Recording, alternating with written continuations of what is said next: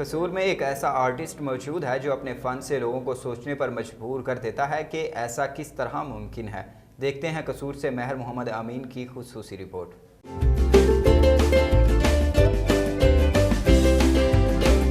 قصور کے گاؤں بہمنے والے کا حکیم اصغر جو کہ ایک متوسط طبقے سے تعلق رکھتا ہے، مگر اس کے کام نے اس کو ایسا آرٹسٹ بنا دیا ہے کہ لوگ حیرت میں ڈوب جاتے ہیں۔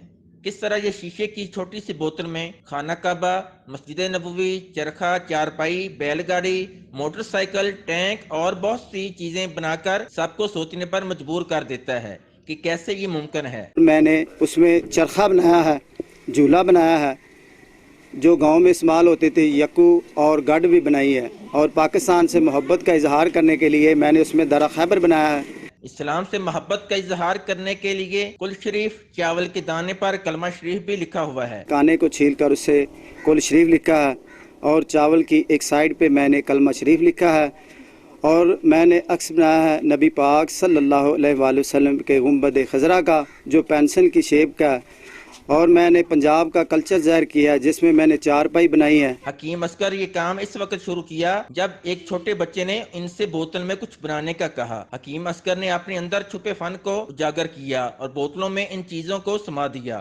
شیشے کی بوتلوں میں یہ بنانے کے لیے جن ہتھیار کی ضرورت تھی وہ بھی حکیم اصغر نے خود تیار کیے۔ حکومتی سپورٹ نہ ملنے کی وجہ سے گھر کا خرچہ چلانے کے لیے یہ آرٹسٹ ایک چائے کی دکان بھی چلاتا ہے اور بچوں کے لیے گولیاں ٹافیاں بھی فروخت کرتا ہے۔ حکومت پاکستان سے پرزور اپیل کرتا ہوں کہ وہ میری داد رسی کرے۔